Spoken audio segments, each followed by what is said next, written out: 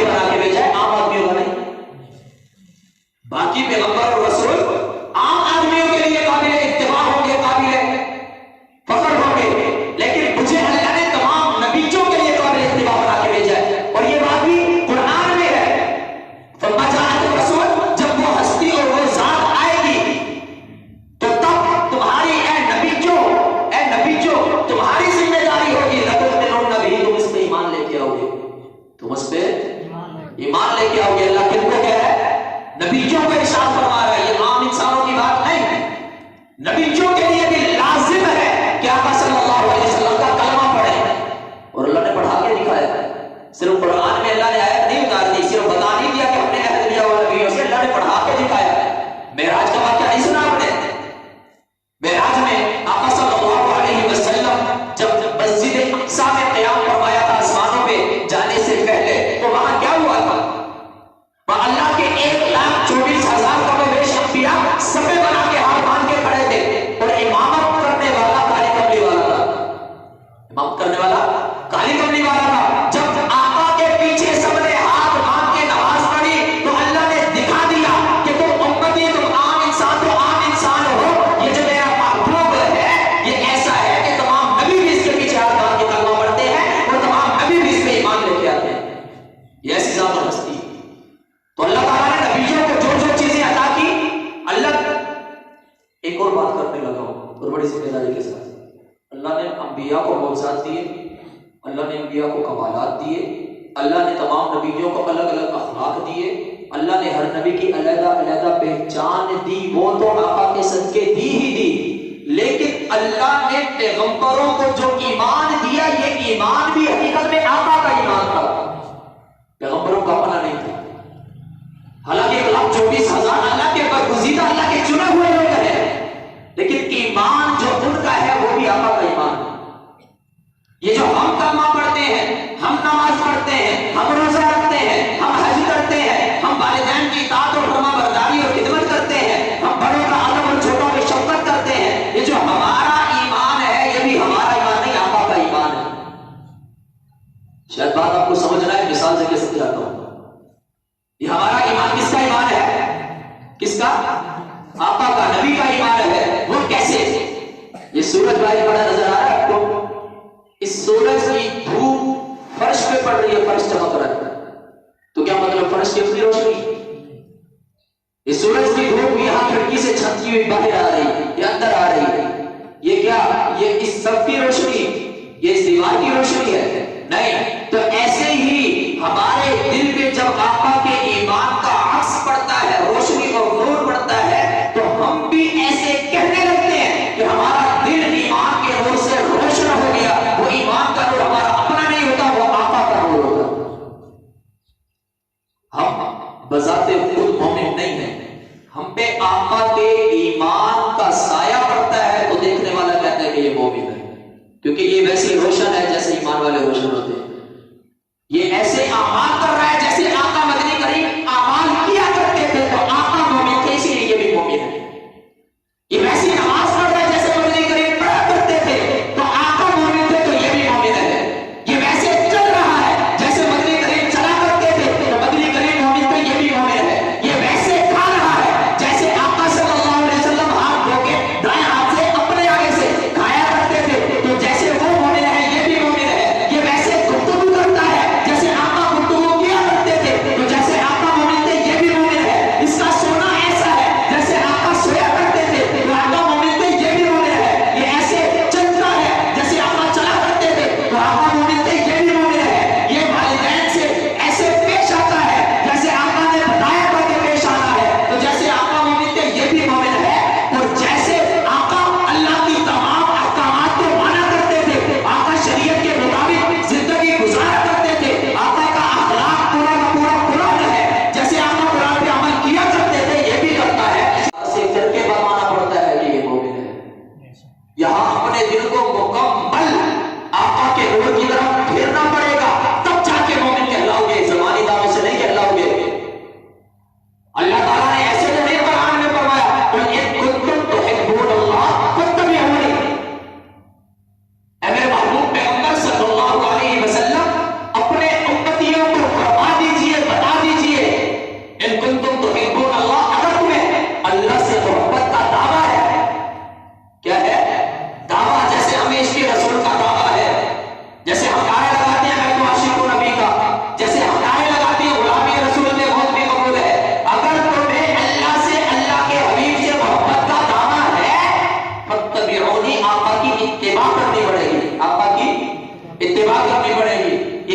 रखें। इत्तिबा और इताअत में बड़ा फर्क होता है।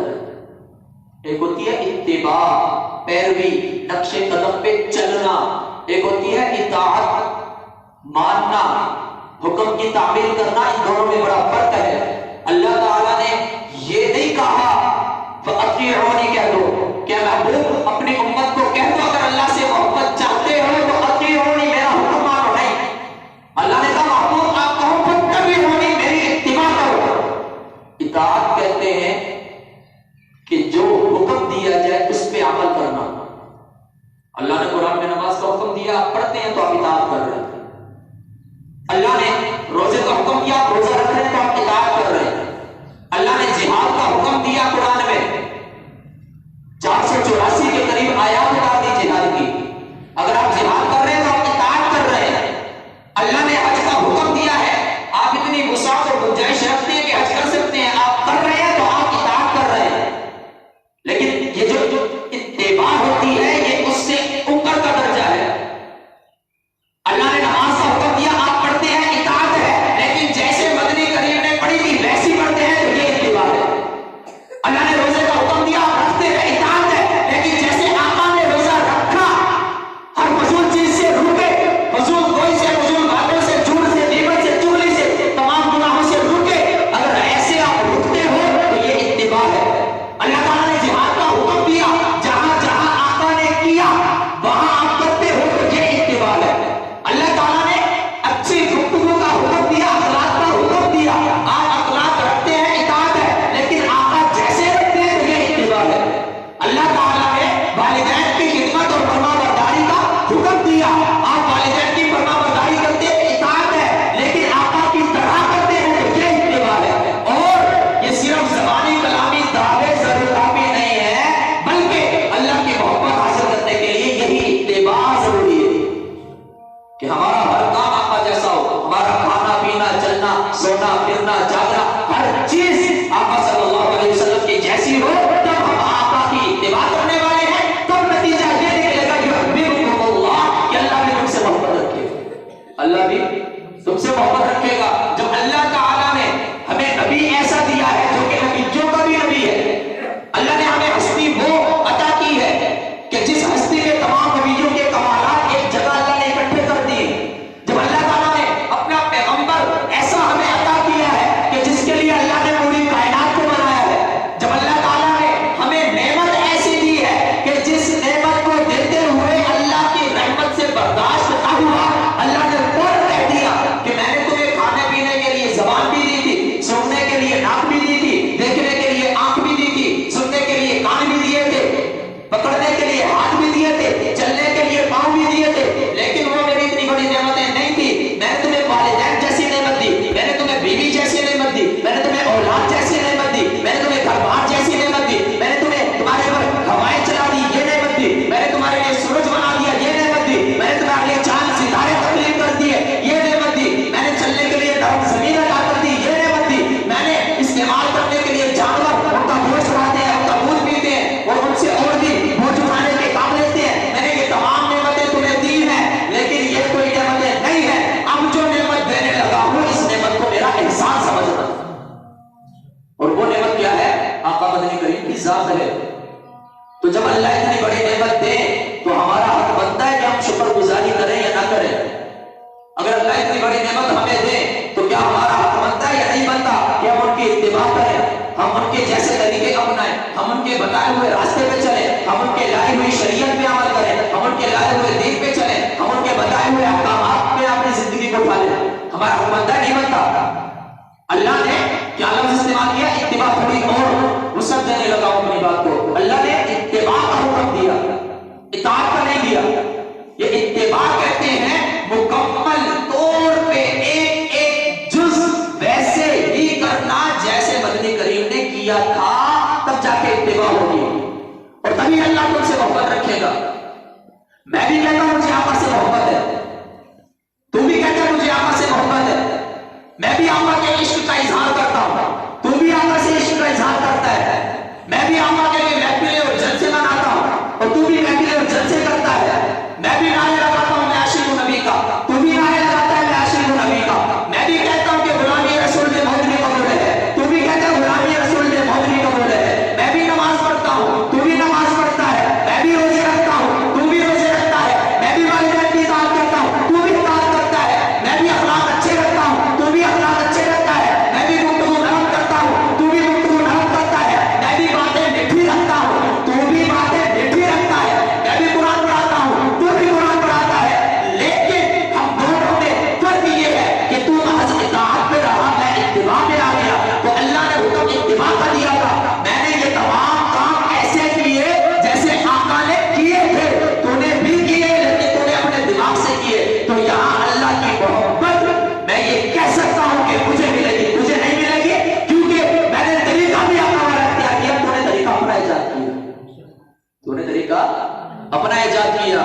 میرے بھائیوں نماز پڑھنی ہے آقا جیسی پڑھنی ہے، روزہ رکھنا ہے آقا جیسا رکھنا ہے، تمام گناہوں سے رکنا ہے، اخلاق اپنانے ہیں آقا جیسے اخلاق اپنانے ہیں، اگر گفتگو کرنی ہے آقا جیسی نرم میٹھی سلجھی ہوئی دھیمے لہجے میں آہستہ آواز میں پست آواز میں گفتگو کرنی ہے، اور اگر کسی کے ساتھ معاشیات معاشرت معاملات رکھنے ہیں صاف ستھرے رکھنے ہیں آقا جیسے رکھنے ہیں، اور اگر والدین کی اطاعت و فرما برداری اور خدمت کرنی ہے تو جیسے آقا نے کر کے دکھائی ویسی کرنی ہے، نماز آقا جیسی پڑھنی ہے، آقا کی جتنی بھی سنتیں ہیں ان سنتوں پہ عمل کرنا ہے، تب جا کے نتیجہ یہ نکلے گا یحببکم اللہ کہ اللہ تم سے محبت کرے گا، اور جسے اللہ محبت کر دے اسے کائنات میں کسی اور محبت کی ضرورت ہے؟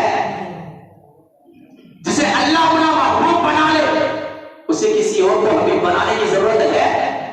جسے اللہ اپنے دربار کا بندہ بنا دے اسے کسی اور دربار کی ضرورت ہے؟ اور جس کے مانگے مرادیں ضرورت ہے اللہ پوری کرنے لگے اسے کسی اور در پہ جانے کی ضرورت ہے؟ اور جس کی تمام حاجتیں اللہ خود اپنے ذمہ لے لے اسے کسی اور کی منتیں کرنے کی ضرورت ہے؟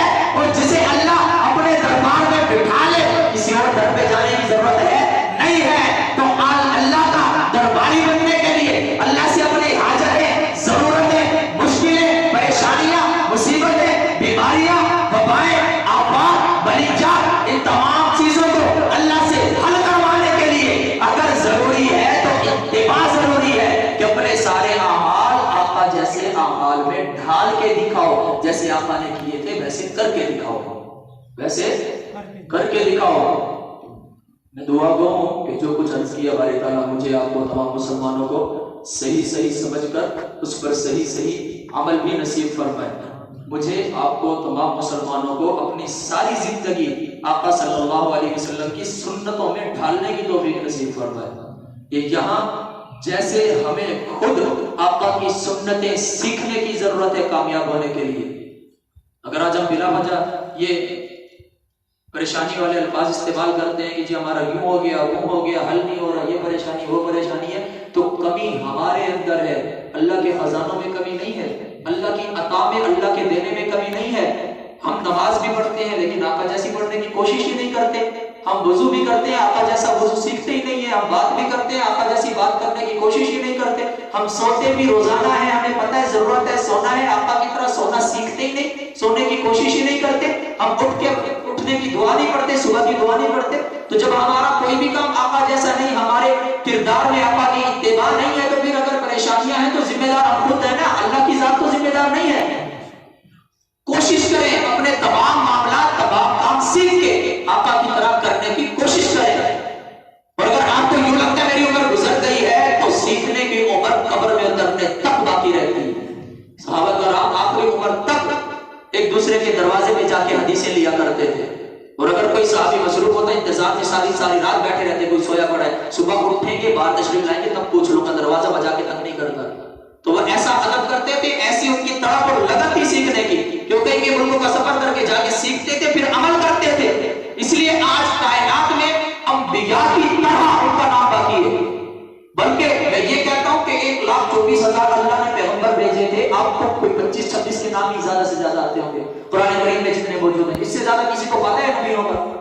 کسی کا علم نہیں، لیکن صحابہ کرام کی جب پہلی زبان کی شروع ہو تو سینکڑوں نام سامنے آ جاتے ہیں، کیونکہ انہوں نے اپنی زندگی کو اس ہستی کے جیسی زندگی میں ڈھالا جس ہستی کے ایمان کے صدقے نبیوں کو ایمان ملا، جس ہستی کے کمالات کے صدقے نبیوں کو کمال ملے۔